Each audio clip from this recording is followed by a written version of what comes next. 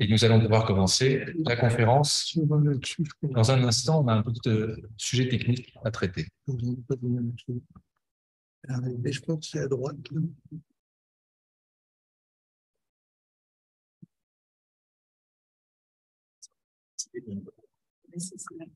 Ah, c'est bien ça. C'est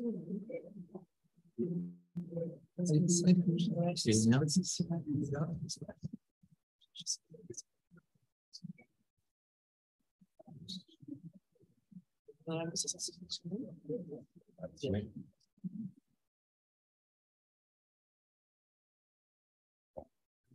Cet été, ça doit être tout refait. Oui, mais c'est très en été. Essayez de parler fort. Donc là, vous n'avez pas le micro de la salle. Mais non, alors, ou alors on va être obligé de passer tout sous le micro central. Et ben voilà, je vous laisse la place. Non, non, bougez pas, bougez pas.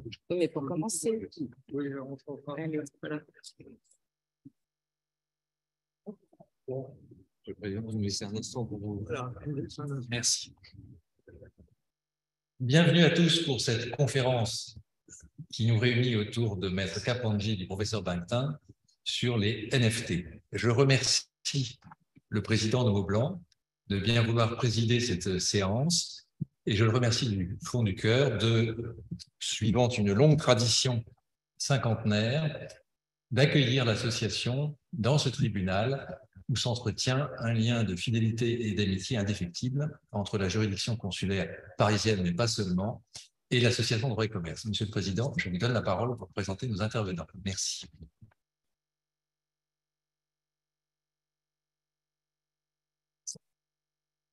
La prise de parole est un peu laborieuse techniquement, mais je rassure tout le monde, cet été, l'ensemble de la sonorisation de nos salles sera refaite complètement. Je tiens d'abord à dire de la part de Paul Winneter qu'il est désolé de ne pas avoir pu vous accueillir personnellement ce soir. Il est retenu à la chancellerie pour une réunion qui ne pouvait pas, qui a été décidée un peu au dernier moment, comme souvent les réunions dans les ministères et à laquelle il ne pouvait pas échapper. Bon, je suis personnellement très heureux de vous accueillir parce que le sujet de ce soir, moi je crois un peu comme vous tous, je n'y comprends pas grand-chose et donc j'espère pouvoir repartir un peu moins idiot qu'en arrivant. J'avais à ce titre une petite anecdote que j'ai partagée tout à l'heure. Je suis un grand lecteur de la Gazette de Drou. Et c'est vrai que d'ailleurs qu'avec la Gazette de Drou et le journal Belle Demeure, on arrive virtuellement à mener une vie de châtelain entouré de belles choses. Donc je vous conseille, cette pratique est très bonne. Et j'avais en tête qu'il y a un mois ou deux, ils avaient annoncé la vente d'une œuvre qui consistait à la transmission par l'artiste d'un mot à l'oreille de l'acheteur. Je vous vois dubitatif. Et ça me paraissait tellement incroyable que finalement, ma mémoire, je me suis dit, ça va être le 1er avril, et j'ai pris pour argent comptant quelque chose qui n'a aucun sens. Or, je vois que cette vente va bien avoir lieu au mois de juin, et elle va consister à ce que l'artiste murmure à l'oreille de l'acheteur le mot et l'explication du choix de ce mot.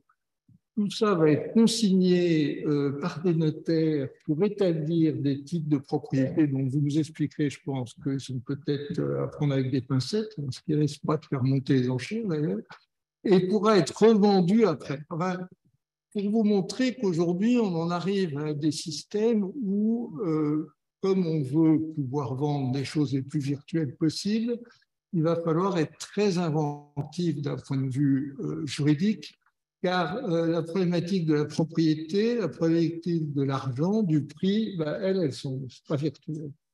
Et pour vous en parler ce soir, deux éminents intervenants vont, je pense, vous éclairer. Donc, je vais commencer à ma droite par Maître Kapandji, que vous connaissez probablement tous, en tout cas tous ceux qui fréquentent les salles des ventes, mais vous avez été aussi présidente des commissaires-priseurs judiciaires. Donc, vous avez une connaissance extrêmement pointue de la profession. Et monsieur le professeur Valentin, qui lui est un spécialiste de la propriété intellectuelle, alors là, on est, je crois, dans le débat, et aussi du droit des affaires, et on est aussi dans le débat, puisque, comme on l'a dit, on n'est jamais loin du droit des affaires. Bon, je vais rechanger de place parce que le micro n'est pas... Bon. Alors, je ne sais pas si vous avez quelque chose qui fonctionne. Oui, non. Je ne peux pas vous demander de vous mettre sur les pingos et parler dans le même micro. C'est un duo, on va jusqu'au bout. Et comme ça, je serai peut-être plus grande parce que là, j'ai l'impression. Bon. Bonsoir à tous. Je vous remercie vivement d'être venus assister à cette conférence qui nous a donné du fil à retordre, parce que nous allons parler d'un monde qui n'existe pas. Donc, nous allons ce soir vous transporter dans un monde virtuel, un monde imaginé et créé grâce à des algorithmes très sophistiqués.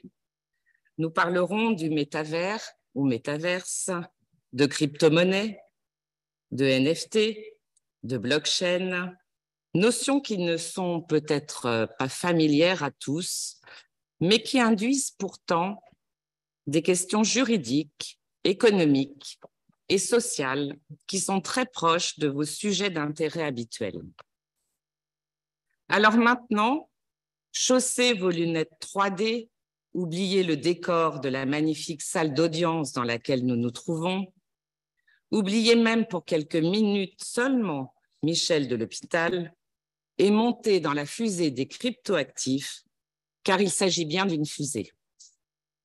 En effet, les premiers mondes virtuels actifs ne datent que des années 90, il y a donc seulement une trentaine d'années, et se sont développés dans le cadre des jeux de rôle en ligne. Certains de ces jeux ont connu un grand succès dans les années 2000, Second Life par exemple, lancé en 2003. Il s'agit d'un monde fictif virtuel en 3D dans lequel les utilisateurs créent un compte, façonnent un avatar, peuvent interagir entre membres et créer du contenu ou même acheter des terrains. On peut parler aussi de World of Warcraft, né en 2004. Là aussi, le principe est de créer un avatar qui vit dans un monde imaginé. Les trois caractéristiques constantes de ces jeux sont l'existence d'un monde virtuel, la disponibilité du jeu constante, la progression de son personnage qui gagne en compétences, en expérience, en butin et en équipement. Il est ainsi possible de débloquer des éléments au fil des heures de jeu. Personnages, armes, équipements affublés d'un certificat type NFT deviennent des valeurs qui peuvent être revendues et permettre à de nouveaux joueurs de gagner du temps. Ces trois caractéristiques déterminent en réalité déjà toutes les notions que nous aurons à évoquer. Le monde virtuel est nommé métavers. Le bulletin et les équipements sont des NFT, les échanges sont payés en crypto-monnaie et la blockchain permet de sécuriser tout cela. Ainsi, les jeux de rôle en ligne ont créé les premiers mondes virtuels multijoueurs connus sous l'abréviation MMO, les Massive Multiplayer Online Games. Pour être plus précis, nous allons revenir sur chacune de ces notions. Qu'est-ce que le métavers ou métaverse? Bien qu'il n'existe pas encore de définition arrêtée du métavers, on peut déjà en définir les contours. Il s'agit d'un monde virtuel dont l'un des principes clés est l'interaction. Dans cet espace de la nouvelle réalité, il sera possible de se mouvoir, d'interagir avec son environnement virtuel, avec les objets qui le composent et avec les autres utilisateurs. Le terme est issu du roman de science-fiction Snow Crash, que l'on a traduit en français par Le Samouraï virtuel, écrit en 1992 par Neil Stephenson. Le livre décrit un univers futuriste où les personnages interagissent dans une réalité virtuelle en 3D. Méta signifie au-delà en grec ancien et verse l'univers. Nous rentrons dans un monde qui se trouve au-delà de l'univers. La notion de métavers est liée à deux techniques en pleine évolution, la réalité virtuelle et la réalité augmentée. On parle de réalité virtuelle pour qualifier un monde virtuel modélisé en 3D. La réalité augmentée consiste à renforcer le réel à l'aide d'outils virtuels, par exemple un hologramme. Le métavers utilise ces deux technologies pour créer un univers collectif. Le meilleur exemple pour comprendre le métavers est de regarder le film Ready Player One de Steven Spielberg, qui est sorti sur les écrans en 2018. Nous sommes en 2045, le monde réel est proche du chaos, alors tout le monde se réfugie dans un jeu vidéo qu'on appelle l'Oasis. Le métavers allie à la fois les jeux vidéo, les réseaux sociaux, l'e-commerce, des mondes immersifs en 3D, mais aussi des places de marché. De nombreux acteurs économiques ont déjà investi massivement dans cette nouvelle technologie. Le premier qui s'est lancé est le patron de Facebook, Mark Zuckerberg, a annoncé à l'occasion de l'événement Facebook Connect 2021, qui a eu lieu en octobre 2021, que Facebook changeait de nom pour devenir Meta. À cette occasion, Mark Zuckerberg précise que l'objectif de Meta est de donner vie au métavers et d'aider les gens à se connecter, à trouver des communautés et à développer des entreprises. Selon lui, le métaverse n'est autre que le futur Internet et il a investi 30 000 milliards de dollars dans ce projet. Il y croit. De nombreux autres ont suivi cet engouement. Apple a déjà développé 14 000 applications de réalité augmentée et développe un casque pour le métavers dédié aux jeux vidéo. Microsoft, lancement de Mesh, la plateforme de communication collaborative qui remplacera Teams. Nike, qui s'est associé à Roblox pour créer Nikeland, un monde virtuel dans lequel les utilisateurs peuvent habiller leurs avatars avec des Nike virtuels. Nike a également acheté des terrains dans Sandbox, un jeu vidéo développé par Pixel. Achetés 1,6 million d'euros, ces terrains permettent aux joueurs de se munir d'accessoires numériques utilisables. Adidas a lancé également une vente de NFT. Carrefour a acheté des terrains dans Sandbox pour une surface représentant une trentaine de supermarchés. Je ne peux éviter de vous parler d'un jeu qui est sorti en 2016 et qui s'appelle Pokémon Go, qui est devenu un véritable phénomène de société. Il s'agit d'un jeu vidéo fondé sur la localisation et qui utilise la réalité augmentée, le but étant de capturer des Pokémon. Ce jeu a rapidement eu un succès énorme.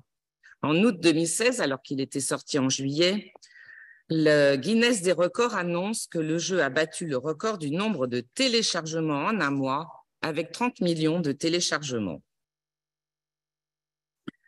Vous avez certainement compris que dans ce monde imaginé, on s'échange des biens, comme dans la vie réelle.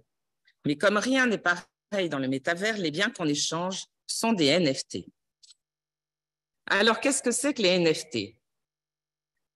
Il s'agit de non-fungible tokens ou jetons non fongibles. Les NFT sont des biens incorporels représentant sous forme numérique un ou plusieurs droits pouvant être émis, inscrits, conservés ou transférés au moyen d'un dispositif d'enregistrement électronique partagé permettant d'identifier directement ou indirectement le propriétaire du dit bien. Il s'agit donc d'un fichier numérique auquel un certificat numérique est attaché. Pour être plus clair, ces nouvelles technologies prennent la forme d'objets 3D qui n'ont d'existence qu'en ligne. Encore plus précisément, il s'agit d'une représentation graphique, une image traduite d'un code source sur l'écran de votre ordinateur. La raison d'être d'un NFT est de donner un caractère unique à un fichier informatique, qu'il s'agisse d'une image, d'une vidéo ou autre. Les informations essentielles du fichier, l'auteur, la date de création, le propriétaire, sont stockées dans ce certificat dont la mise à jour à chaque changement s'effectue par le biais de la blockchain. Les premiers NFT que nous avons rencontrés en 2013 étaient les Colored Coins, des tokens basés sur la blockchain Bitcoins. Ces tokens représentaient des biens réels et pouvaient être utilisés pour prouver la propriété de n'importe quel actif. À partir de 2017, on a vu apparaître les premiers NFT sous forme d'images pixelisées, les CryptoPunks, et ils ont été émis sur la blockchain Ethereum. C'est à ce moment-là que les choses se sont accélérées dans le domaine des NFT. Les NFT n'ont pu émerger que grâce à l'existence de la blockchain. Cette technologie n'est en réalité qu'un énorme registre décentralisé qui permet d'enregistrer des opérations de façon pérenne et immuable. Le NFT est donc infalsifiable. Le NFT peut représenter toutes sortes d'actifs, une image, un terrain, de la musique, et s'échange contre des crypto-monnaies, en particulier l'Ethereum. Et je vais seulement vous donner quelques exemples de ventes significatives de NFT dans le monde de l'art. En 2021, la société de vente Christie's a vendu un NFT pour 69 millions de dollars. Ce NFT s'appelle Everdays, The First 5000 Days de l'artiste Beeple, qui est le pseudo de Mike Winkelmann. Il s'agit d'un collage réunissant 5000 dessins et animations, fruit de la création quotidienne de l'artiste numérique. Une autre œuvre de Beeple, Crossroad, a été vendue 6,6 millions de dollars. Le 4 décembre 2021, sur la plateforme Nifty Gateway, l'œuvre The Merge, la fusion, de l'artiste anonyme Pac s'est vendue 92 millions de dollars. C'est l'œuvre la plus chère du monde. S'il s'agit d'une œuvre atypique, composée de 266 445 unités différentes, qui, une fois réunies, forment l'œuvre finale. Et elle a été achetée par 28 983 acheteurs différents. C'est-à-dire qu'aucun acheteur ne détient l'œuvre complète. Je ne résiste pas à vous parler de la vente du premier tweet envoyé sur Twitter par le PDG de cette société, Jacques Dorsey. Just setting up my Twitter. Juste en train de configurer mon Twitter. Ce tweet a été vendu, ou en tout cas le NFT de ce tweet a été vendu 2,9 millions de dollars en 2021 à Sina Estravi, un homme d'affaires malaisien. Et pour l'anecdote, Sina Estravi a tenté de le revendre en 2022, soit un an après. L'enchère la plus haute obtenue s'est élevée à 3 000 $. Il en attendait 48 millions de dollars. Ce qui a donné lieu au commentaire suivant, que je vous cite intégralement. « Mec, tu ne possèdes pas le tout premier tweet. Tu possèdes un certificat sur la blockchain qui dit que tu possèdes une capture d'écran du tout premier tweet. » Cette remarque est très intéressante quant à la nature des NFT et je pense que le professeur Martin vous en parlera plus tard. Le premier SMS de l'histoire a également été vendu le 20 décembre 2021 par mon confrère Claude Agut pour la somme de 107 000 €. C'est plus modeste, mais ça n'est pas rien pour autant. Ce SMS disait « Merry Christmas » et il était envoyé par Richard Jarvis, un ingénieur de Vodafone, le 3 décembre 1992. Ce NFT a été vendu avec le support d'un cadre présentant une animation 3D. Cette animation montrait le moment où le téléphone mobile reçoit le SMS, donc un support physique. Ce support n'avait pas seulement un rôle décoratif, mais il permettait également de donner un support légal à la vente.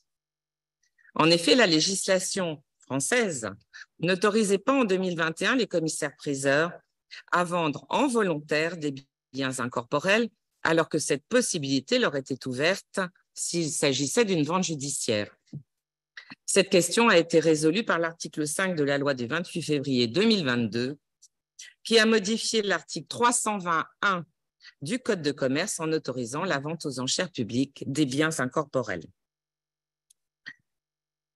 Je vais essayer de vous expliquer maintenant comment acheter et payer des NFT, parce que je sens que vous êtes tous prêts à investir dans ce domaine, après ce qu'on vient de vous dire. Le processus, c'est le suivant.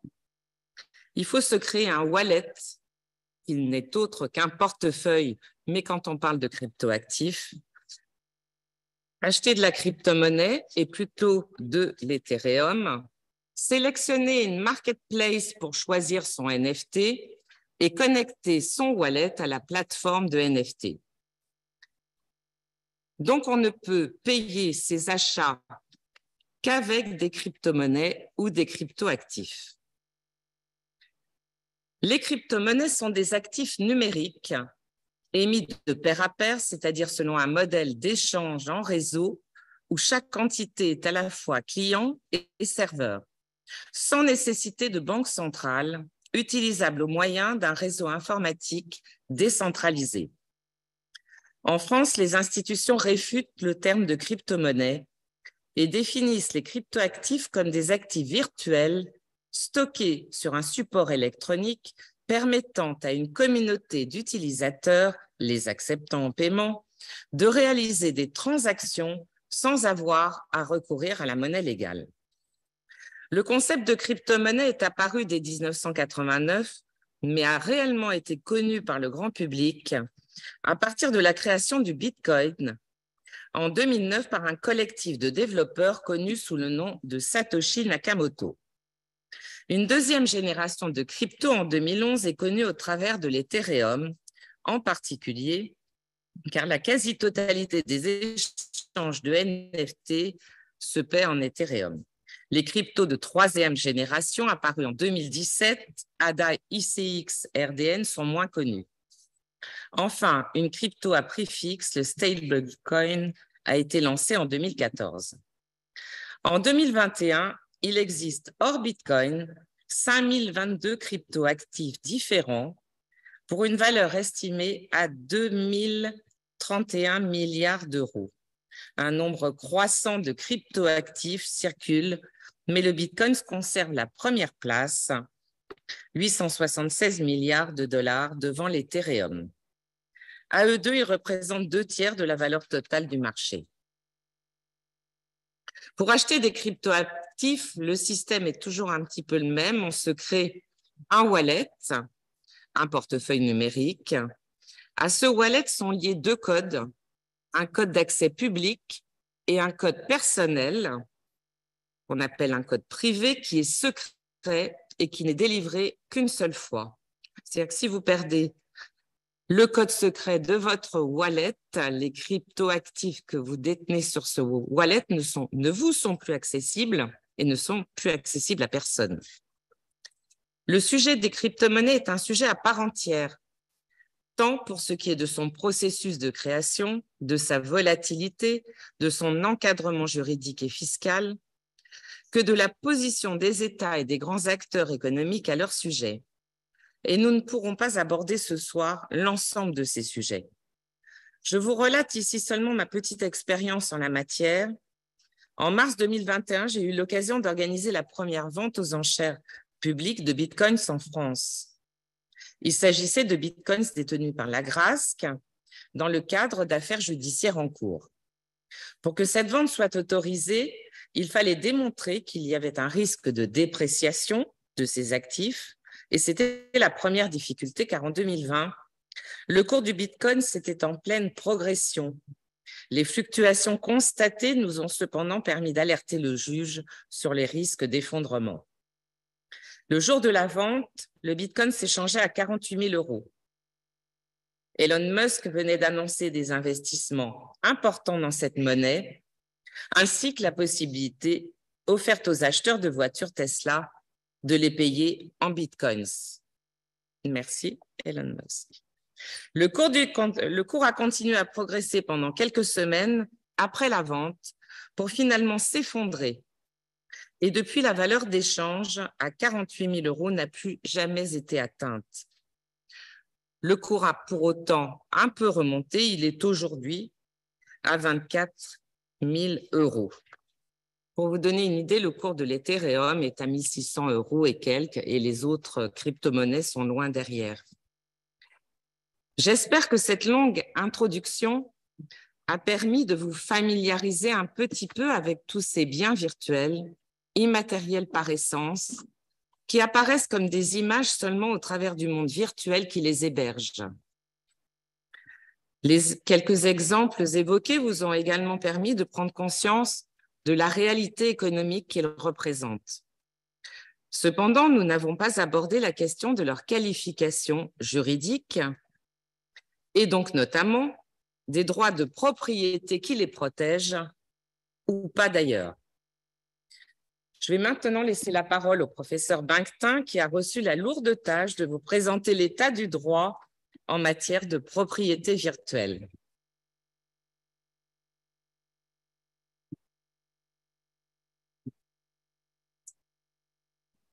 Merci beaucoup, Maître, pour cette présentation. Merci de m'avoir proposé de faire un binôme avec vous ce soir. J'en suis très heureux. Merci à l'Association Droit et Commerce et merci, Monsieur le Président, de nous accueillir. Le travail est à peu près impossible à être accompli, donc je suis dès maintenant très libre dans ce que je vais pouvoir vous présenter, étant entendu d'une part le temps dont on dispose, d'autre part la dimension du sujet. On peut déjà mettre de côté deux problèmes. La question de savoir est-ce qu'on peut faire du commerce et est-ce que le commerce est légal. Je considère qu'on peut faire du commerce et que le commerce est légal pour ses actifs, donc on peut passer à d'autres questions qui sont pas moins importantes. La nature des actes va pouvoir être discutée et les enjeux de qualification juridique représentent évidemment des questions essentielles en droit civil, en droit commercial, en droit fiscal, en droit financier, en droit de la consommation, en droit international, et on pourrait certainement mobiliser encore d'autres branches. Loin de moi l'idée d'aborder la question pour chacun de ces aspects, d'abord parce que je n'en ai pas la compétence, et là encore parce qu'à chaque étape, il y a une discussion tout à fait importante. Je vais écarter aussi dès maintenant des questions qui sont pour moi naturelles et classiques, mais qui appellent aussi en l'état de nos travaux ce soir assez peu de débats. C'est les questions liées à la propriété intellectuelle. On a assez peu de problèmes en l'état avec les droits d'auteur et les droits des brevets pour les technologies qui entourent ou pour les créations qu'on pourrait être amené à réaliser sur la base de ces technologies. Pour le droit des marques, c'est un petit peu plus compliqué parce qu'évidemment, les titulaires de marques s'interrogent sur la nécessité de réadapter les revendications de leur portefeuille de marque à l'égard de nouveaux environnements. On a parlé de tous ces opérateurs économiques qui veulent exploiter leurs activités dans un monde virtuel. Est-ce qu'il faut que je réenregistre la marque Nike? Est-ce qu'il faut que je réenregistre la marque Adidas, pour ne prendre que ces exemples, de façon adaptée à un environnement et avec une territorialité éventuellement adapté à un monde virtuel. Et on a ici une indication intéressante de l'Office européen de la propriété intellectuelle dans une décision il y a quelques mois rendue durant l'hiver 2023 dans le cas de Burberry qui souhaitait enregistrer une marque pour permettre ensuite l'exploitation de produits dans l'environnement numérique, dans le métaverse. Et l'Office rejette la demande de marque ici et relève notamment dans sa décision que pour les consommateurs, les produits et l'environnement sera perçu de la même façon qu'on soit dans un monde réel ou dans un monde virtuel. Et donc, si vous avez enregistré votre marque pour vendre des impairs dans le monde réel, eh bien, on considérera que votre même marque pour vendre des impairs vous permettra de contrôler la vente des impairs virtuels vendus sous votre marque. C'est une approche qui est proposée. Est-ce qu'elle sera tenue dans les années à venir? Je ne sais pas. Mais on voit combien il y a pour l'Office cette idée d'interpénétration entre l'environnement corporel et l'environnement incorporel. Si je réduis très fortement le sujet pour essayer d'avancer avec vous quelques pistes de réflexion sur ces qualifications, je vais revenir à deux terrains de base classiques du droit privé. D'une part, le droit des biens et d'autre part, le droit des contrats. Et on va d'abord essayer de voir comment, du point de vue du droit des biens, ces cryptoactifs peuvent être appréhendés et quelles sont les démarches prises par le législateur pour peut-être forcer cette appréhension au travers du droit des biens. Et puis, dans un deuxième temps, on envisagera certainement les limites du droit des biens en traversant la part très fortement contractuelle des modèles qui nous ont été présentés. Vous avez compris, il n'y a pas une crypto-monnaie, mais des crypto-monnaies. Il n'y a pas une blockchain, mais des blockchains. Il n'y a pas un métavers, mais des métaverses. Tout ça étant proposé par des opérateurs économiques pour porter une activité. Et alors, le droit des contrats va souvent être finalement l'appui le plus efficace pour appréhender juridiquement ces éléments, nous éloignant peut-être de la propriété pour envisager l'ensemble sous un autre angle que le classique angle du droit des biens. Donc, commençons par le droit des biens, qui est l'angle ordinaire. On a une conférence ce soir sur le commerce, et l'histoire du commerce, c'est d'abord une histoire de l'achat et de la vente d'objets sur lesquels on exerce des propriétés, que ce soit des meubles corporels ou des immeubles, et ensuite des meubles incorporels. La définition a été rappelée du cryptoactif, un actif virtuel stocké sur un support électronique qui va permettre de réaliser des transactions sans à recevoir de monnaie légale. C'est à peu de choses près la définition qu'on retrouve dans le Code de commerce, dans les développements consacrés aux intermédiaires en biens divers et émetteurs de jetons, les articles L551.1 et suivants du Code de commerce. Dispositions qui vont être un peu la clause fourre-tout du Code de commerce pour contrôler des moyens de financement. Et c'est l'article L552.2 de notre, pas code de commerce, excusez-moi, code monétaire et financier, je vous prie d'excuser ce lapsus. Donc, c'est l'article L552.2 du code monétaire et financier qui nous propose une définition du jeton qui a été évoqué à plusieurs reprises précédemment. Et le jeton est défini comme tout bien incorporel représentant sous une forme numérique un ou plusieurs droits pouvant être émis, inscrits, conservés ou transférés au moyen d'un dispositif d'enregistrement électronique partagé permettant d'identifier directement ou indirectement le propriétaire du dit bien. Donc, on a une proposition de définition de notre jeton qui prend à la fois un angle sous sa nature, un bien corporel, son objet, un ou plusieurs droits, et la façon dont le bien va être identifié, conservé, inscrit dans un dispositif d'enregistrement électronique partagé. Le dispositif d'enregistrement électronique partagé, et concrètement, c'est la définition de la blockchain, tout simplement. Donc, le législateur synthétise les différents aspects de ce qu'on vous a présenté au travers de cette définition du Code monétaire et financier. Ce n'est pas la seule définition, ce qui probablement pour nous est déjà une source de difficulté, puisque le même Code monétaire et financier nous propose un peu plus loin, un peu avant, excusez-moi, au titre des autres prestataires de services, toujours cette logique de fourre-tout, un chapitre consacré aux prestataires de services sur actifs numériques. Ce sont les articles L5410.1 à L5410.5 de notre Code monétaire et financier. Et vous retrouvez ici des éléments qui vont nourrir la définition.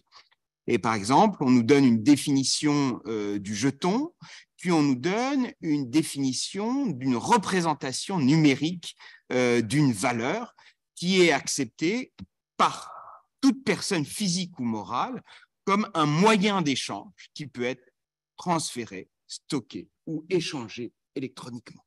Moyen qui est accepté par des personnes dans le cadre d'un échange.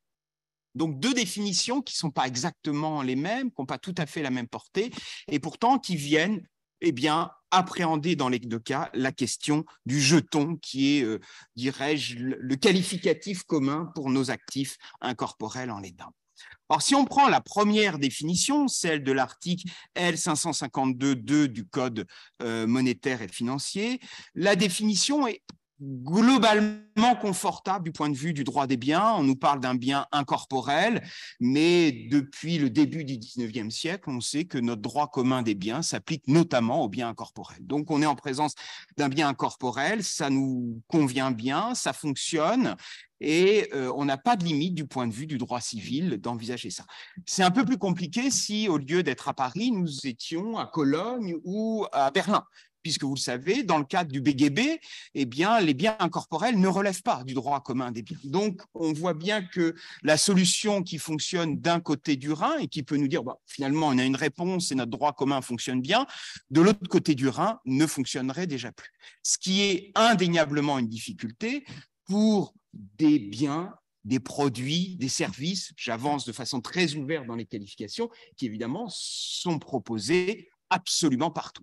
La réponse qu'on peut avoir ici est une réponse qui a peut-être une portée extrêmement limitée d'un point de vue pratique. Et il ne faut pas perdre de vue cette hétérogénéité de qualification au sein de l'Union européenne qui, par exemple, motiverait sans aucun doute une intervention de l'Union pour offrir une approche harmonisée de cet objet du commerce virtuel qui concourt au développement du commerce électronique au sein de l'Union européenne.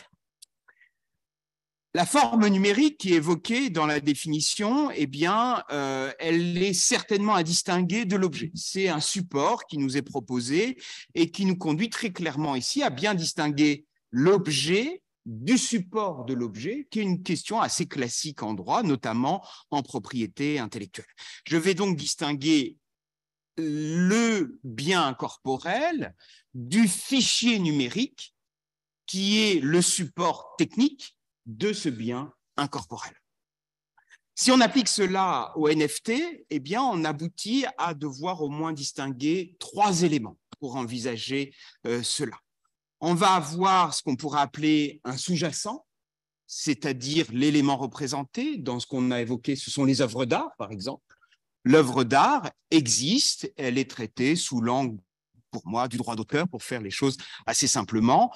Et je vais avoir une qualification, dirais-je, classique d'un point de vue juridique à appliquer à elle.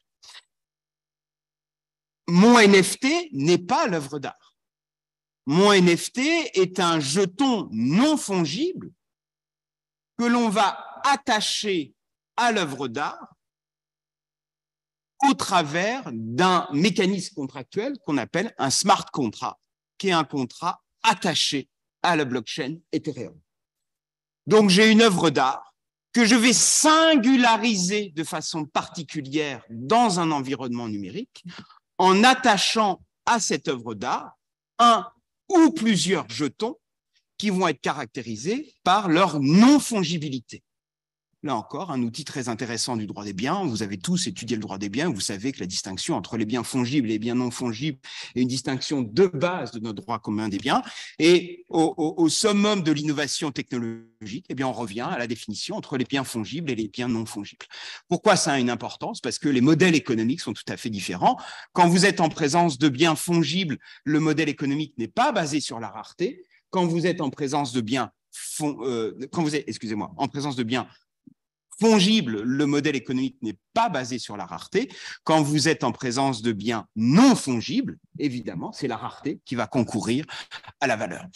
Le monde numérique était un monde fongible. C'est la base même de l'environnement numérique. Je peux dupliquer le code sans altérer la qualité de l'élément. Donc, je peux dupliquer une image numérique sans altérer la qualité de l'image. Ça veut dire que la rareté ne constituait pas et ne constitue pas, en dehors des NFT, un critère d'un modèle économique. Et on a beaucoup de modèles économiques qui se construisent en dehors de toute idée de rareté. Et c'est les modèles constitués autour de l'accès. Je vais vous garantir un accès et c'est par l'accès que l'opérateur économique va avoir ses revenus. Quand je change de modèle, il faut que je crée une rareté et je vais créer la rareté dans l'environnement numérique avec le NFT, mais c'est un choix purement technique de l'émetteur du NFT. Donc, j'ai un jeton non fongible. La non-fongibilité est acquise grâce aux règles d'émission du jeton, règles d'émission figées dans ce qu'on appelle un smart contract. C'est un contrat à exécution programmée attaché sur la blockchain.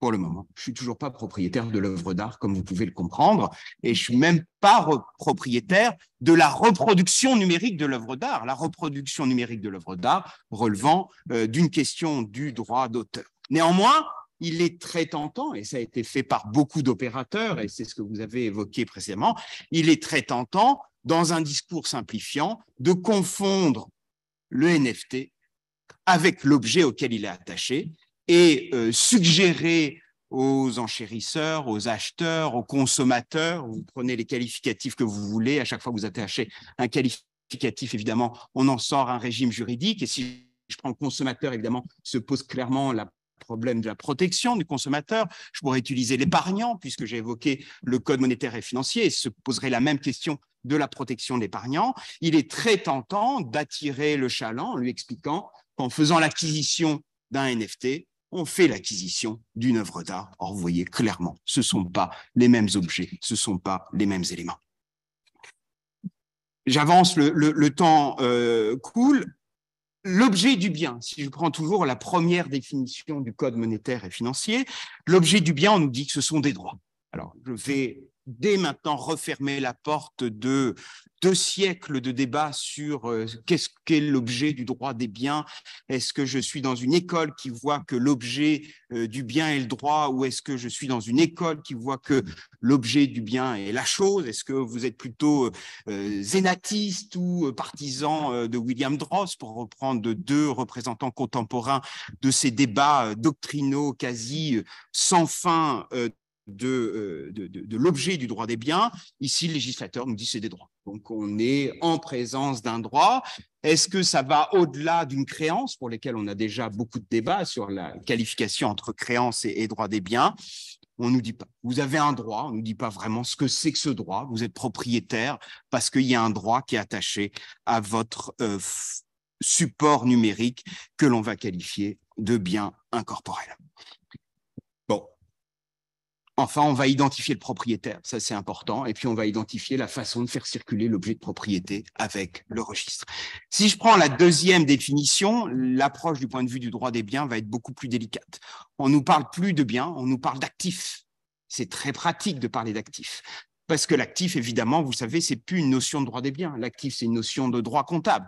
L'actif, c'est éventuellement l'ensemble des éléments représentant une valeur qui intègre le patrimoine d'un opérateur, éventuellement d'un opérateur économique. Je peux avoir une lecture de droit comptable de l'actif, et la lecture n'est pas rattachée, évidemment, à la seule question du droit des biens. Je peux avoir des contrats, des autorisations qui rentrent ici, des contrats de licence qui sont clairement pas un objet de propriété et qui pourtant sont indéniablement un actif de l'opérateur économique.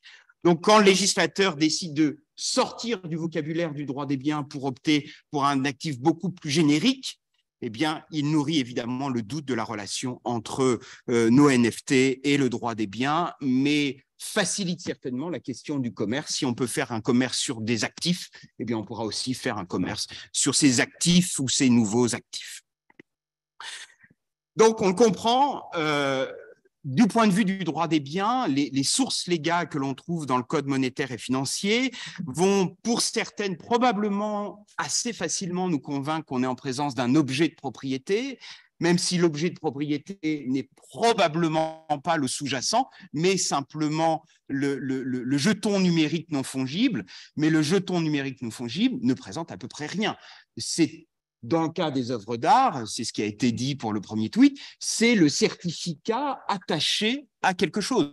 Si je suis propriétaire d'un certificat, je ne suis probablement pas propriétaire de l'œuvre qui est évoquée ou qui est attachée à ce certificat. Je peux être propriétaire des deux, mais vous voyez bien que la seule propriété du certificat n'emporte pas nécessairement la propriété de l'objet qui est attaché à ce certificat. difficulté de qualification au sein de l'Union européenne. Si on passe l'Atlantique, eh bien, on trouve aussi les mêmes débats, les mêmes difficultés de qualification en mobilisant à peu près les mêmes objets. Pendant longtemps, dans la doctrine nord-américaine, on a vu ces actifs numériques comme des commodities. Donc, c'est du blé, du maïs et ainsi de suite. Toute une série d'objets pour lesquels on peut faire des transactions, pour lesquels on peut faire du troc. Je peux échanger ma tonne de blé contre une autre tonne de blé ou une autre tonne de soja ou 2 tonnes de blé pour une tonne de soja. J'ai aucune idée du cours de l'un et de l'autre. Hein, donc, n'allez pas voir si mes parités sont justes. Mais effectivement, on peut faire des échanges et ça correspond finalement à la forme de commerce la plus ancienne.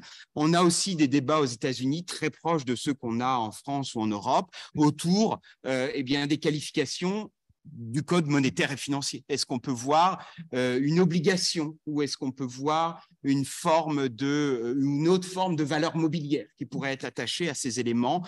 Et alors, il y a toute une série d'éléments autour de la qualification des NFT à l'égard du Securities Act, par exemple. Est-ce que ça fonctionne ou pas? Et si ça fonctionne, alors il faut suivre évidemment toutes les réglementations liées à l'émission d'obligations. Le droit des biens est tentant et on a ici, je pense, la pire difficulté qui existe avec ce nouveau monde, c'est l'impact extraordinaire de la communication. Et comme on cherche à vendre des choses qu'on a du mal à décrire, on va utiliser un vocabulaire connu. Et en utilisant le vocabulaire du droit des biens, évidemment, on utilise un vocabulaire connu, rassurant. Je vous vends des terrains dans le métaverse. Je sais ce que c'est qu'un terrain. Je vais acheter un terrain et je pourrais dire que j'ai un terrain dans le métaverse. Dans le dîner ce soir, ce sera certainement élégant. Mais personne ne va vraiment vous contredire parce que finalement, ça reste encore assez nébuleux, le métaverse. Et on a un vocabulaire qui fait un peu chic. Mais bon, il faut, en tant qu'expert juridique, sortir du chic. C'est le même problème aujourd'hui avec l'intelligence artificielle. On a choisi un vocabulaire purement fantasmagorique parce que ça nourrissait l'attractivité. Il n'y a aucune intelligence, il n'y a rien d'artificiel. On a des outils de calcul extrêmement performants, mais il n'y a pas un gramme d'intelligence dans tout ça. Mais vous voyez que si on utilise un vocabulaire marquant, ça va beaucoup plus vite. Eh bien, on a la même technique et il faut bien avouer, le juriste est pas le meilleur marketeur du marché, donc arriver avec des travaux de qualification à aller à contre-courant d'un vocabulaire qui s'est réparti dans la planète entière, c'est quasiment chose impossible. Je vous demande beaucoup de tolérance, évidemment, à mon égard de pauvre juriste. Je quitte le droit des biens pour entrer rapidement dans un deuxième champ qui me semble être probablement, d'un point de vue juridique, beaucoup plus proche de la réalité que celle qu'on voudrait nous faire croire, c'est-à-dire celle du droit des biens et de la propriété. Et je parle ici, évidemment, du contrat de prestation de service ou contrat d'entreprise. Pourquoi je quitte le droit des biens? Parce que ça ne marchera pas. C'est trop local, c'est pas assez global. On voit bien que simplement, si je veux fournir mon offre de NFT en France et en Allemagne, ma qualification ne va pas fonctionner. On l'a évoqué dans la présentation en commençant. On parle d'utilisateurs, on parle de comptes, on parle de membres. Voilà des choses qui ne relèvent pas non plus réellement du vocabulaire classique de l'achat-vente de biens, que ce soit des meubles ou des immeubles. Et quand vous voulez être partie à un jeu en ligne multijoueur, quand vous voulez être membre d'un métaverse, quand vous voulez ouvrir un wallet, quand vous êtes membre d'un réseau blockchain, quand vous utilisez des NFT, eh bien tout ça suppose pour vous d'accepter des conditions générales d'usage. Conditions générales d'usage qui correspondent exactement au contrat classique de prestation de service dans un environnement numérique. Et très certainement qu'on est exclusivement en présence de contrats de prestation de services, mais qui vont extrêmement loin dans l'organisation de la prestation de services, beaucoup plus loin que ce qu'on sait faire dans un monde corporel. Et là, il y a clairement une évolution formidable de l'offre de prestation de services avec des prestations de services virtuelles dans un environnement virtuel, mais pour lesquelles le co-contractant est parfaitement d'accord et s'intègre volontairement par l'acceptation du contrat de prestation de service dans le monde virtuel. La question qu'on va se poser, c'est est-ce que quand je suis client à l'occasion d'une prestation de service numérique, que dans cette prestation de service numérique émergent des valeurs qui vivent à l'intérieur de l'activité du prestataire. Est-ce que là, j'ai des biens qui rentrent dans mon patrimoine? Il y a bien une valeur, mais si je quitte le métaverse, je quitte mes terrains. Si l'exploitant du métaverse met la clé sous la porte, peut-être à la suite d'une décision rendue dans cette maison, je perds aussi mon terrain, évidemment. Et on va pouvoir multiplier les exemples de cette nature. L'intérêt du contrat, c'est qu'il nous permet de construire un monde, non pas virtuel, mais juridique, cette fois-ci très fortement juridique, et très fortement adapté à l'opération économique de l'opérateur. Et vous voyez ici la nécessité d'une créativité du juriste, d'être capable de comprendre les objets, les enjeux, la dynamique proposée par les NFT, la blockchain, les différents coins, jetons et métaverses pour construire un modèle contractuel dans le cadre d'une prestation de service qui va permettre aux utilisateurs de s'immerger, de dépenser de l'argent, c'est évidemment l'enjeu, de faire vivre une communauté, donc d'avoir des échanges au sein des membres qui participent à la prestation de service, tout en restant évidemment toujours dans le contrat de prestation de service. Si j'ai un contrat de prestation de service, j'ai plus de problème de droit des biens. Donc, j'ai pas la question de savoir est-ce que ma prestation de service, elle est faite en Allemagne, elle est faite en France, elle est faite aux États-Unis ou elle est faite au Chili. C'est une prestation de service. Je vais avoir un rattachement de mon contrat qui suit les règles de rattachement des prestations de service et pas les règles de rattachement du droit des biens. Et je vais comme ça, trouver un espace de liberté extrêmement important pour construire légalement cette vie numérique parallèle.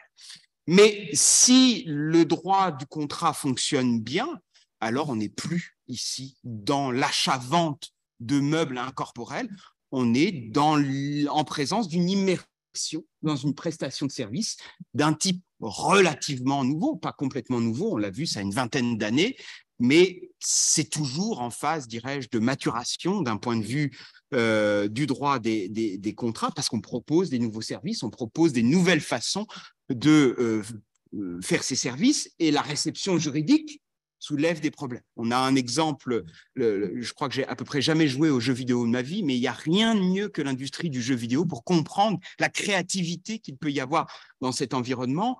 Et il y a quelques 3 ans, 4 ans maintenant, les exploitants de jeux vidéo en ligne, pour nourrir l'attractivité du jeu, parce que les gens arrêtaient d'acheter des vies, des armes, des je ne sais quoi, des elfes ou ce que vous voulez, avaient mis en place un mécanisme de pochette surprise. Donc, vous pouviez, à un prix donné, acheter une pochette, et puis parfois, vous aviez des choses pas très intéressantes dans votre pochette, et puis parfois, vous aviez quelque chose qui vraiment valait le coup, et alors vous aviez fait une bonne affaire en achetant votre pochette surprise dans l'environnement de votre jeu virtuel.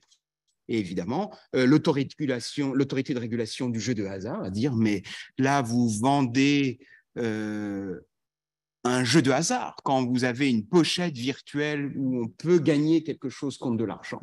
Ça rentre, dans le cadre du régime spécifique du commerce attaché au jeu de hasard. Si vous voulez poursuivre la commercialisation de pochettes surprises au travers de vos jeux vidéo, vous devez vous assurer que vous êtes conforme au cadre légal particulier du jeu de hasard, ce qui n'était pas tout à fait le cas, il faut bien le dire, des exploitants de jeux vidéo. Mais on est allé chercher très loin du monde virtuel, évidemment, un cadre légal parfaitement adapté pour recevoir cette qualification. Alors, évidemment, si je parle du droit des contrats spéciaux, je ne peux pas ne pas être allé voir le projet de réforme du droit des contrats spéciaux qui a été présenté au garde des Sceaux il y a quelques semaines. Je doute en rien de la qualité du travail qui a été produit par mes collègues. Donc, ce n'est pas du tout dans mon esprit de venir contester la qualité globale, mais il faut bien dire que si je reprends la proposition faite pour les contrats de prestation de services, malheureusement, je vois fort peu de fenêtres ouvertes vers ces nouveaux types de contrats, vers ces nouvelles solutions de contrat de prestation de service dans un environnement qui est assez loin du contrat avec le plombier. La question de savoir est-ce que le fait que le plombier vienne vous installer le robinet, ça a une valeur supérieure à la valeur du robinet, donc on va qualifier ça de contrat de prestation de service, ou est-ce que la valeur du robinet est supérieure à la prestation de service, et alors on va qualifier ça de contrat de vente, exemple classique dans les cours pour essayer de faire le départ entre contrat de vente et contrat de prestation de service. On voit aussi qu'on est très loin de la question du contrat avec l'entrepreneur qui fait fabriquer sa maison, son usine ou sa machine. Mon propos n'est pas du tout de dire que ces contrats ne sont pas importants, mais on perçoit que les enjeux du contrat, la structure du contrat, le contenu du contrat, et donc probablement le besoin de droits supplétifs est tout à fait différent de ces contrats, dirais-je, classiques, traditionnels, qui demeurent totalement utiles et qui occupent l'essentiel de l'espace de notre proposition de réforme du droit des contrats spéciaux. On pourrait poursuivre évidemment les discussions, les débats, parce que je n'ai pas répondu à ma première question, évidemment. C'est est-ce que, en présence de ce contrat de prestation de service, est-ce que j'ai quelque chose qui va pouvoir être qualifié de bien et donc qui se détache du prestataire de service pour entrer dans le patrimoine du membre, de l'utilisateur, du client?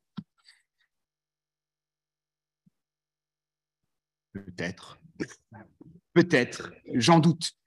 Juste un exemple, il y a une petite dizaine d'années, était très largement proposé aux utilisateurs de supports ou de terminaux numériques de créer des playlists avec Apple ou avec d'autres opérateurs, et les gens achetaient leur musique en ligne, comme ils pensaient acheter leur CD en ligne. Sauf qu'évidemment, quand j'ai une playlist, je ne suis pas propriétaire de la musique, j'ai juste un contrat qui me permet d'écouter la musique que j'ai sélectionnée, tant que j'ai un contrat avec l'opérateur. Mais une fois que je quitte l'opérateur, je quitte aussi ma musique. Et on voit bien que le contrat de prestation de service qui était ici organisé n'a fait émerger aucun actif propre à l'utilisateur de la prestation de service. Est-ce que par analogie, je peux poursuivre et dire que c'est plus de la musique, c'est un jeu, c'est un avatar, c'est un terrain virtuel, mais est-ce qu'il y a bien de différence entre mon terrain virtuel et ma playlist? J'en suis pas convaincu. Mais il est évident que la matière est en perpétuel mouvement, ce qui la rend absolument passionnante, et que les propositions de qualification de mai 2023 pourront être tout à fait différentes en mai 2024, en mai 2025 et en mai 2026. Et donc, il faut surtout avoir l'humilité de rester à date dans ce qu'on propose. Je vous remercie.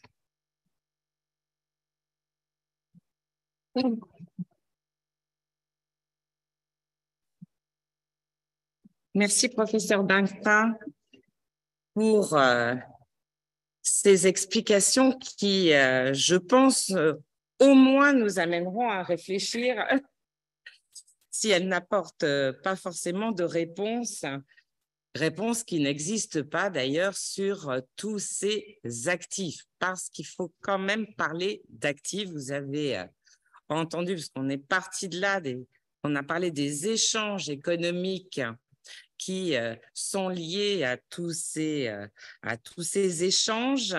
Bien évidemment, les incertitudes et l'instabilité juridique liées à toutes ces notions ne peuvent pas être sans impact sur la valeur économique j'ose plus prononcer bien, actif, donc de tout ce dont nous avons parlé jusqu'à présent, et vous me comprendrez.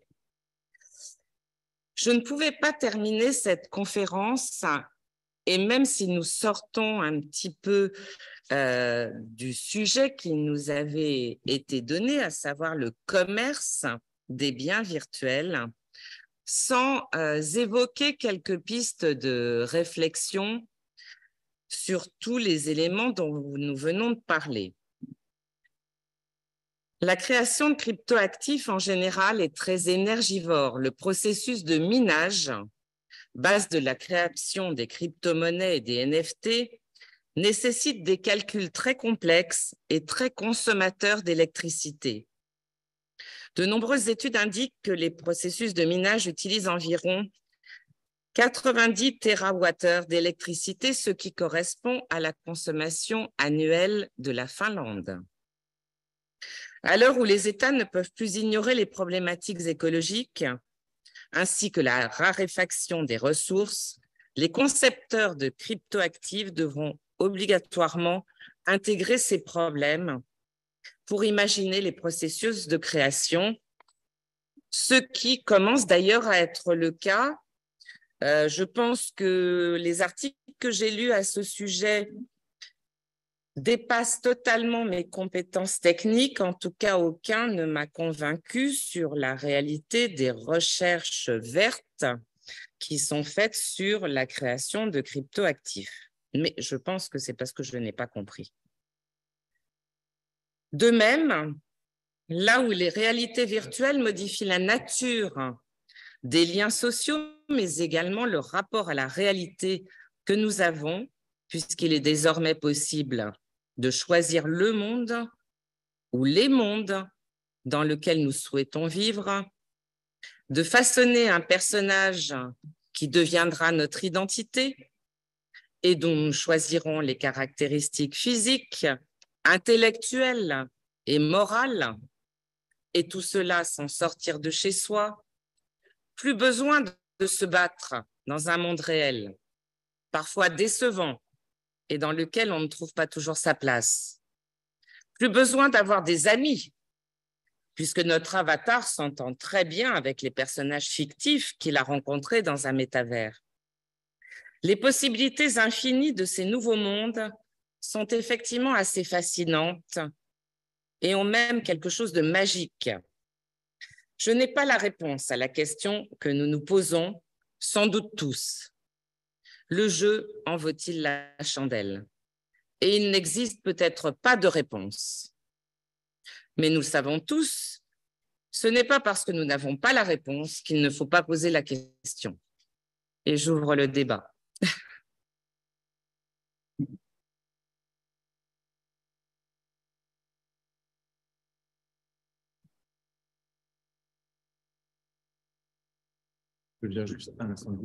Ah oui, vous ne voulez pas que je parle?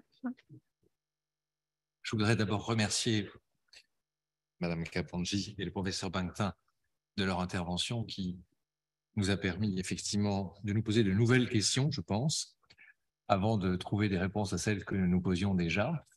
Et je vais faire un petit intermède plus statutaire pour vous annoncer que le quorum ayant été atteint, nous avons pu enregistrer le vote unanime de l'ensemble des votants, soit 199 votants, pour la modification statutaire proposée. Et je remercie à la fois les votants et plus particulièrement encore les membres présents et administrateurs qui, jusqu'à la dernière minute, sont allés chercher le quorum qui, à quelques voix, nous manquait encore vers 17 h. Donc, merci infiniment. Et je vais vous repasser la parole, mais cette fois-ci à la salle, pour les questions que vous voudrez adresser à nos intervenants. Merci beaucoup.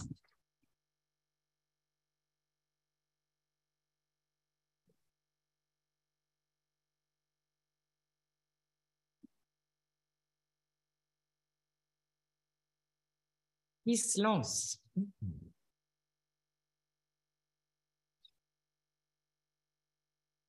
Rassurez-moi, c'était tellement clair que vous n'avez aucune question, ou bien au contraire. Le professeur Ranou, il y a une question. Si, parce que pour les gens qui nous écoutent en virtuel, c'est ceux qui sont en Zoom.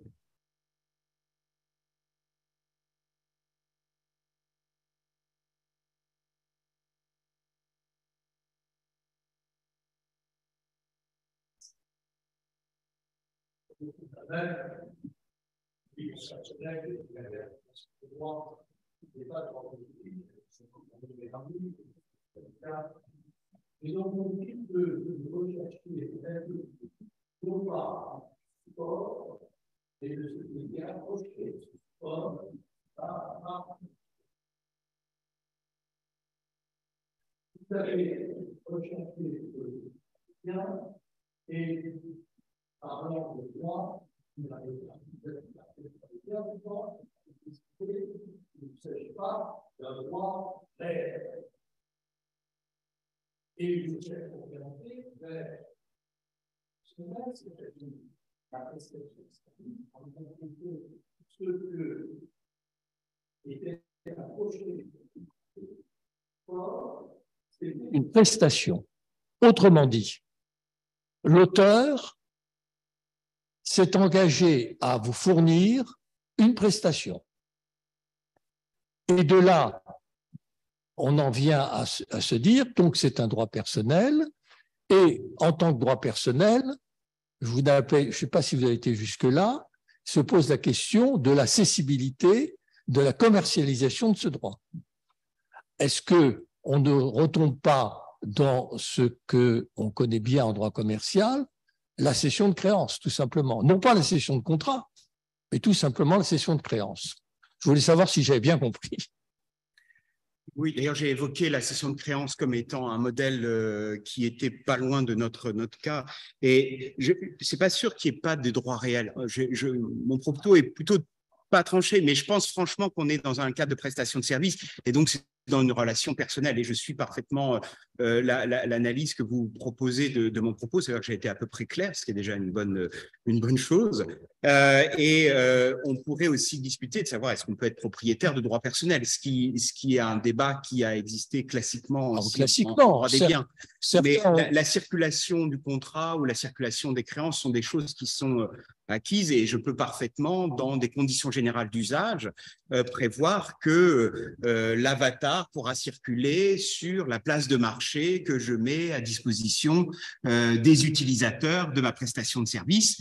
Et donc, j'ai, par le biais de mon contrat, organisé au sein de la communauté de mes clients ou de mes membres la circulation ou l'échange de leurs droits personnels. Et ça répond à peu près à toutes nos problématiques. Notre droit civil nous le permet, puisque au début du siècle dernier, il y avait cette grande querelle de ceux qui prétendaient qu'il n'existait pas de droit réel, qu'il n'y avait que des droits personnels. Donc on en revient à peu près là. C'est pour ça, j'ai évoqué le fait que les vieux débats du droit des biens étaient totalement maintenus ou remis à jour par cet environnement numérique contemporain. Merci. Mais peut-être que Ginosar va être une fois encore consacré au travers du métaverse.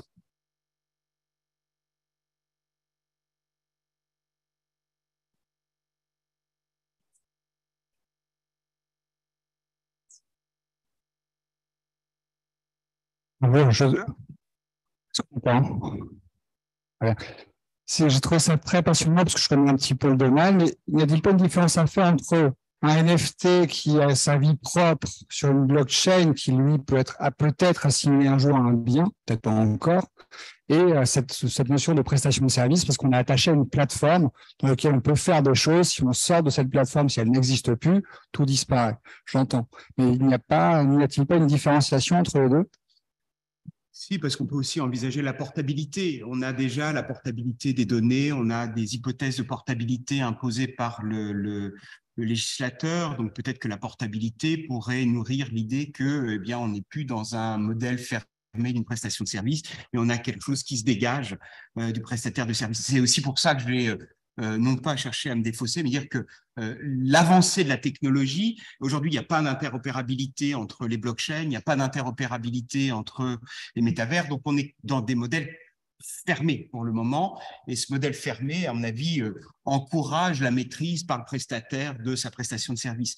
Si on avait une capacité à faire circuler d'un environnement à l'autre, donc ce qu'on appellerait la portabilité, et qu'on n'est plus attaché à un prestataire, mais qu'on est bien propre titulaire de l'avatar, pour prendre quelque chose d'assez simple, et que je peux faire passer mon avatar d'un métaverse à l'autre, se poser la question d'ailleurs de la duplication de mon avatar pour qu'il vive dans plusieurs métavers, alors j'aurais un pouvoir peut-être propre, autonome, qui renforcerait peut-être davantage l'idée qu'on est bien propriétaire de l'avatar et que l'avatar n'est pas simplement un élément d'une prestation de service. Donc, les prochains jugements sur le vol, éventuellement, le recel d'avatar, éventuellement. Mais parce qu'on peut avoir de la tromperie, c'est-à-dire que si pour une raison ou une autre, j'ai les deux clés d'un utilisateur, eh bien, je peux me faire passer pour lui et donc créer aussi des troubles dans l'exploitation. Donc, j'engage ma responsabilité à l'égard de la communauté. C'est probablement des modèles d'exclusion, de responsabilité peut-être contractuelle. Enfin, si je suis moi-même membre de la communauté en question, et puis il faudra que je répare les préjudices que j'ai causés par celui-là.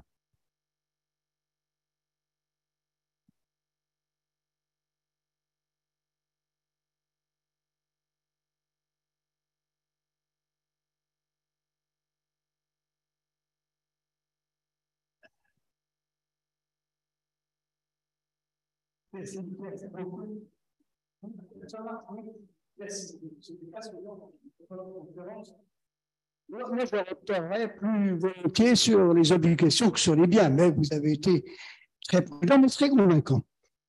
Alors, quand j'ai le sous-jacent, le jeton, le smart contract, je vais arriver à quelque chose. Je ne vais pas être peut-être tout seul à y arriver, d'autres vont y arriver, mais je vais arriver à quelque chose. À quoi je vais arriver? Alors, je vais arriver, on va me donner à voir, me donner à entendre, me donner à sentir, on va toucher mes sens, ma perception. Où est-ce que je me trompe? Et que c'est encore plus immatériel que ça. Parce que vous avez vu que dans les exemples que je vous donne, ça devient matériel, même si c'est fugace, ça devient matériel. Alors, c'est ma première question. Ma deuxième, moi, je n'ai pas de problème quand le sous-jacent est une œuvre d'art. Vous mettez des boîtes de conserve sur 5 étagères, on vous dit que c'est une œuvre d'art, et c'est indiscutable aujourd'hui. Au XIXe siècle, on ne l'aurait jamais pensé, mais c'est une œuvre d'art. Donc, très bien. Là où j'ai vraiment beaucoup plus de problèmes, c'est sur les bitcoins et la monnaie, parce que quelle est la contrepartie? L'œuvre d'art, je peux dire que c'est une œuvre d'art. Vous le croyez, bien sûr, plus que je le dis. Mais si c'est de la monnaie, il faut une contrepartie. Là, j'ai mal. J'ai du mal à saisir. Alors, je vous fais part de mes doutes, mais je vais me permettre, parce que tu m'excuseras, Président, mon prédécesseur nous a donné une formule il y a quelques semaines, une citation de Saint-Exupéry que j'ai sous les yeux. Dans la vie, il n'y a pas de solution. Il y a des forces en marche, il faut les créer et les solutions les suivent. Alors, ma chère consoeur, c'était votre conclusion. Tout à fait. Simplement sur ce dont vous avez parlé au sujet des œuvres d'art, vous avez parlé en quelque sorte de la qualité de l'œuvre d'art, alors que ce n'est pas réellement le sujet en fait.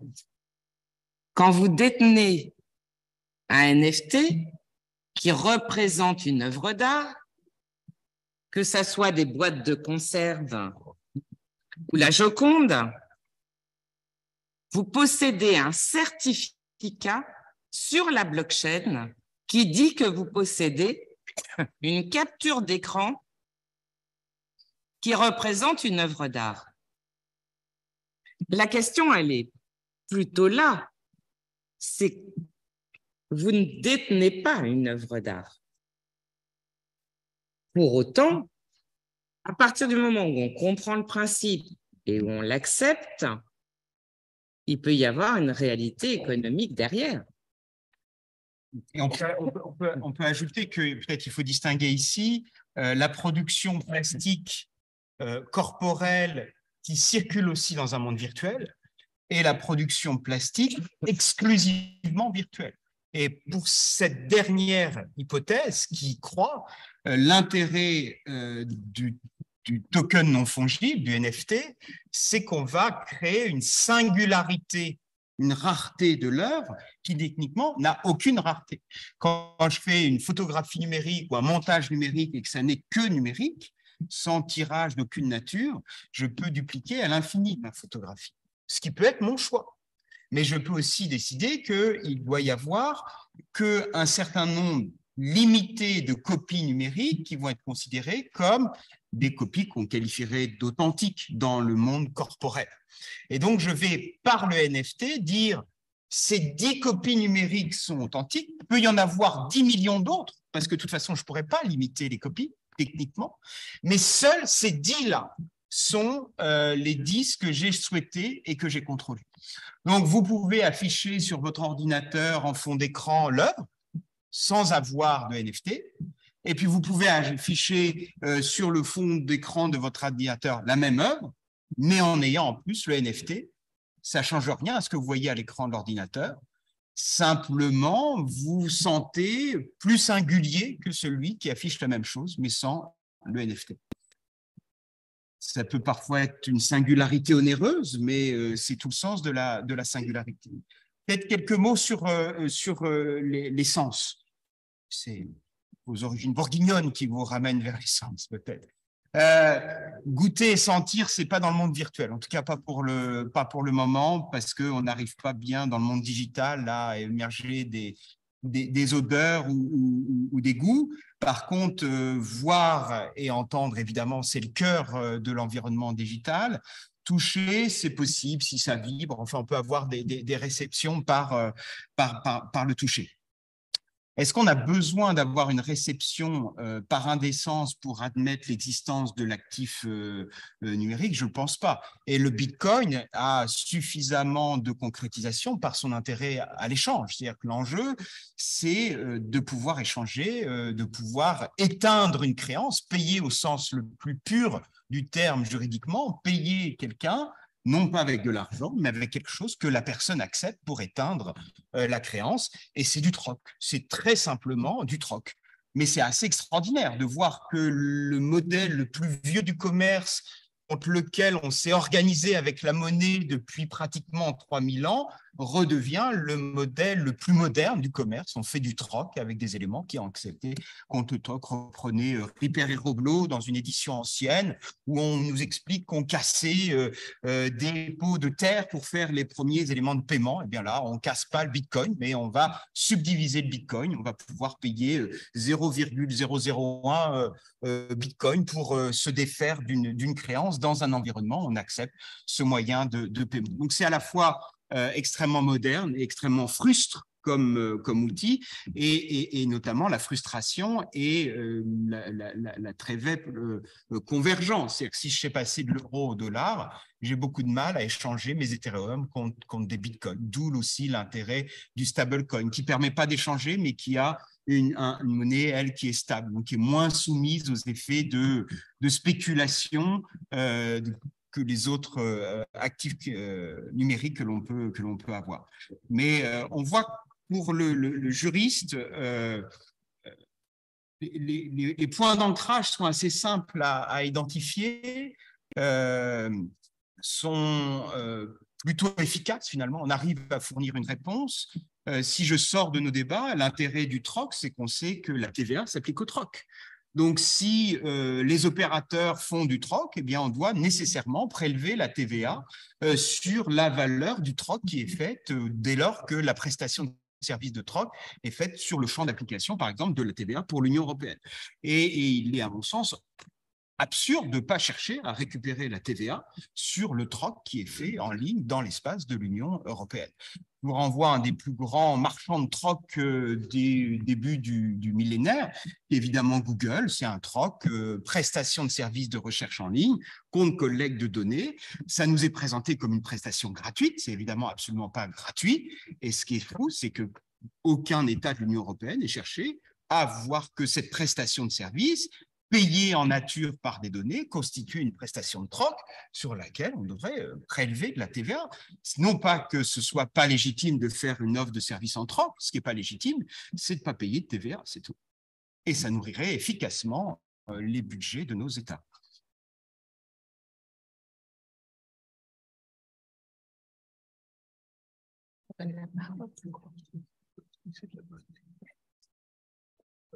Ah, il y a une...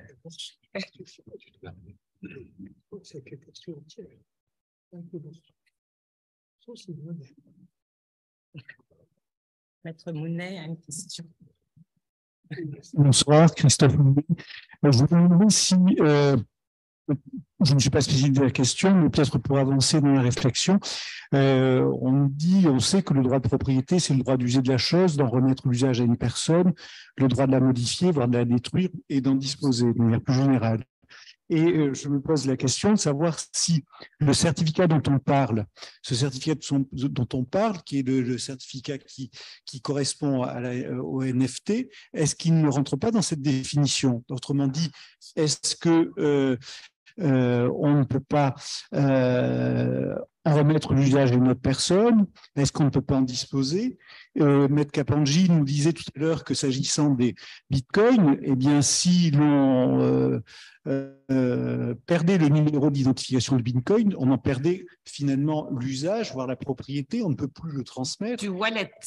Du wallet, pardon, excuse-moi, du wallet. Et est-ce que dans ces conditions, bien, de la même manière, on ne pourrait pas détruire finalement le bitcoin en supprimant l'identifiant du wallet? Donc, peut-être que c'est une question qui est hors de propos, mais voilà l'état de ma réflexion. Voilà. Juste pour te répondre, Christophe, c'est pour ça que j'insiste sur wallet, parce qu'en fait, si on perd le code d'accès à son portefeuille numérique, on ne détruit pas le Bitcoin. Le Bitcoin existe toujours, mais plus personne n'y a accès. Et c'est important parce qu'on sait tous que la création du nombre de Bitcoins a été limitée par le collectif dont j'ai parlé tout à l'heure lors de la création du Bitcoin. Et les Bitcoins perdus, entre guillemets, qui sont dans ces crypto portefeuilles et auxquels plus personne n'a accès, font toujours partie du nombre de bitcoins émis. Donc, ils ne disparaissent pas, ces bitcoins. Simple précision technique pour les investisseurs de crypto actifs. On les divise à l'infini. On les divise à l'infini, oui. On les divise à... Et ils sont fongibles. Ben, écoutez, je crois qu'on va pouvoir dire juste un petit mot pour remercier. Voilà. Merci infiniment à nos deux intervenants pour ce travail de recherche, de synthétisation, j'allais dire presque de vulgarisation, puisqu'on a quand même compris un certain nombre de choses. Moi, j'ai noté que s'il se met à pleuvoir, j'ai intérêt à aller chez Burberry plutôt que sur le net pour acheter un impair. C'est déjà une certaine chose. C'est la différence entre le matériel et l'immatériel. Je voudrais remercier à nouveau le tribunal de commerce représenté par son vice-président, M. de Maublanc. Et vous convier, mais avant de vous convier à partager le verre de l'amitié, vous rappelez nos prochaines manifestations. Le 19 juin prochain, le professeur Philippe Stoffelmunk nous donnera une conférence sur l'état de l'avant-projet de loi de réforme des contrats. Il ne va pas nous faire le panorama complet, mais focaliser sur les principales innovations, les clarifications apportées par le texte et peut-être les questions qui restent en suspens.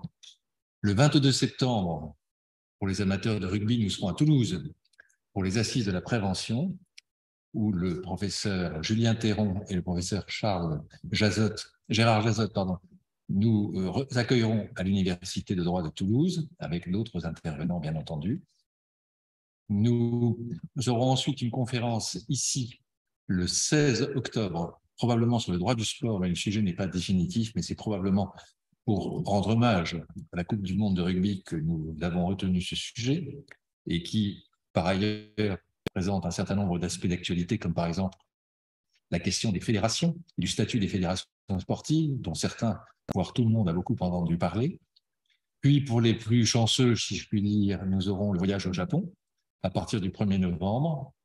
Et le 15 décembre, pour les plus courageux, nous nous retrouverons à Luxembourg pour les entretiens de l'Union européenne sur un sujet qui reste à définir, mais qui sera probablement autour du droit financier, de la finance, peut-être des cryptoactifs, là encore, nous avons à affiner le sujet. Mais je vous donne rendez-vous à toutes ces dates et maintenant, dans l'instant, autour d'un verre. Merci beaucoup.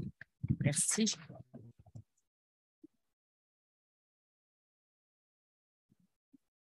Yes,